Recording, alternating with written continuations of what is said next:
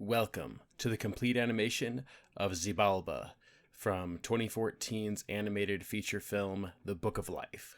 The Book of Life, I think, was a little bit ahead of its time visually. Everybody talks about how 2018's Spider-Man Into the Spider-Verse was the animated movie that finally was able to break away from the stranglehold of, the common art style in 3D animated movies. And the art style. It's like, you look at Disney's Tangled, it's an excellent movie, beautiful movie, but that movie was sort of the beginning of all of these movies just sort of looking the same, especially with human characters.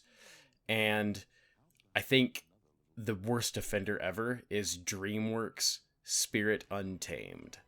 That movie has a lot of issues. I like it regardless, but that movie has a lot of issues. And one of the biggest issues is that its humans are built on that foundation of just them looking like that. And it's so boring because it's been done before. It's been done so much. It's like, you need some variety in this world.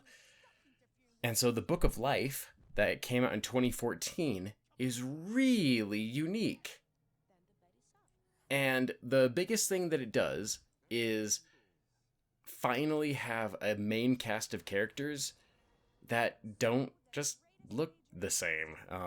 This movie's whole shtick is that the main characters are all puppets because it's all a framing device where, these kids are at a museum and they're being told the story of this grand sort of legend in Mexico.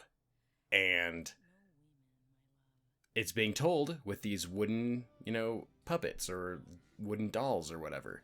And so in the actual movie itself, all the characters look like that, and it's actually really cool. But it's a really neat juxtaposition because this character, Xibalba, and his girlfriend, wife, it's never really clear exactly what their relationship is.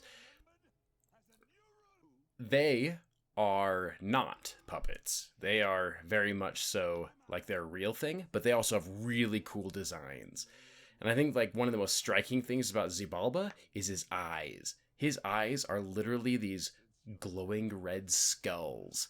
And most of the time it looks all right, except for when he looks directly at somebody with like the skulls turned straight forward, and then it looks a little weird. It's a really cool design. It's unnerving in just the right way.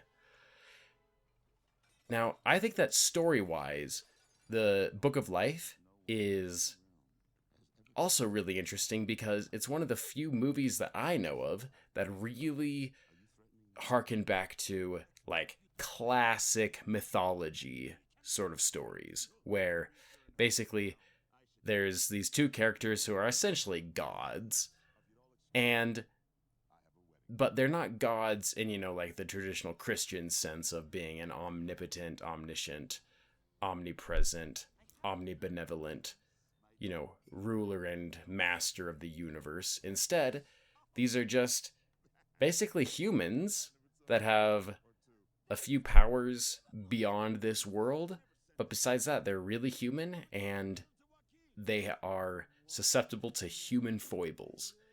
And Xibalba is very susceptible. It's like his deal is that the eternities get really boring for him and he's looking for something, anything to just make things interesting. And like that is like classic mythology in storytelling. It's like you look at the old Greek myths and the gods can't help but really mess with mortals. And I think that the story in this movie is really good. Like, I enjoy it. I think that it has... I don't even know how to explain it, but I do enjoy it, and I like it. And, of course, everybody wants to compare The Book of Life to Pixar's Coco. Both of them deal heavily with sort of the legends and the myths that arise out of Mexico, and especially the Day of the Dead.